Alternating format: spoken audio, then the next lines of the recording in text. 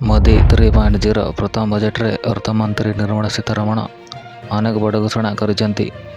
ଏହି ବଜେଟ୍ରେ ସାଧାରଣ ଲୋକଙ୍କଠାରୁ ଆରମ୍ଭ କରି ସ୍ୱତନ୍ତ୍ର ବ୍ୟକ୍ତିଙ୍କ ପର୍ଯ୍ୟନ୍ତ ସମସ୍ତଙ୍କ ଉପରେ ଧ୍ୟାନ ଦିଆଯାଇଛି। ଏଥିସହିତ ସରକାରଙ୍କଠାରୁ ଆରାମ ପାଇବାକୁ ଅପେକ୍ଷା କରିଥିବା କିଛି ଲୋକଙ୍କ ପାଇଁ ଏକ ବଡ଼ ଖବର ଆସିଛି।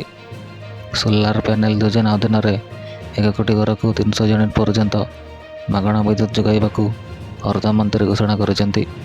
ବାସ୍ତବରେ ଅନେକ ଲୋକ ନିଜ ଘରର ଛାତ ଉପରେ ସୋଲାର ପ୍ୟାନେଲ ଲଗାନ୍ତି। ଏଭଳି ପରିସ୍ଥିତି ସବୁଜ ଓ ସ୍ୱଚ୍ଛ ଶକ୍ତିକୁ ପ୍ରୋତ୍ସାହିତ କରିବା ପାଇଁ ଅର୍ଥମନ୍ତ୍ରୀ ନିର୍ମଳା ସୀତାରମଣ ଏକ ନୂତନ ଘୋଷଣା କରିଛନ୍ତି।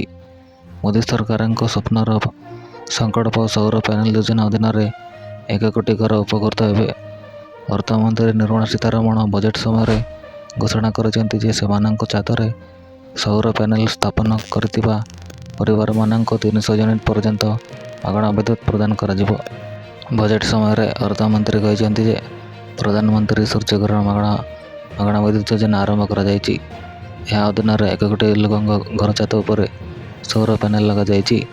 ଏହି ଘରଗୁଡ଼ିକୁ ପ୍ରତି ମାସରେ 300 ୟୁନିଟ୍ ପର୍ଯ୍ୟନ୍ତ ବିଦ୍ୟୁତ୍ ମାଗଣାରେ ଦିଆଯିବ। ଏହି କାରଣରୁ ଏହି ଯୋଜନା ଏକ ବୃଦ୍ଧି ପାଇବ ଓ ଅଧିକରୁ ଅଧିକ ଲୋକ ସୌର ପ୍ୟାନେଲ ସାହାଯ୍ୟରେ ବିଦ୍ୟୁତ୍ ଯୋଗାଣ କରିବେ। କହି ରଖୁଛୁ ଯେ ଫେବୃଆରୀରେ ନିଜେ ଉପସ୍ଥାପିତ କରିଥିବା ଅନ୍ତରୀଣ ବଜେଟ୍ରେ ଅର୍ଥମନ୍ତ୍ରୀ ଏହି ଯୋଜନା ଘୋଷଣା କରିଥିଲେ।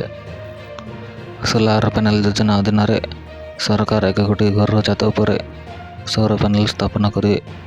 ଏଥିସହ ଖର୍ଚ୍ଚ ଉପରେ ସରକାର 60% ସବସିଡି ମଧ୍ୟ ଦେବେ। ଘର ଛାତ ଉପରେ ସୌର ପ୍ୟାନେଲ ଲଗାଇ ଲୋକମାନେ ବାର୍ଷିକ 18,000 ଟଙ୍କା ସଞ୍ଚୟ କରିବେ।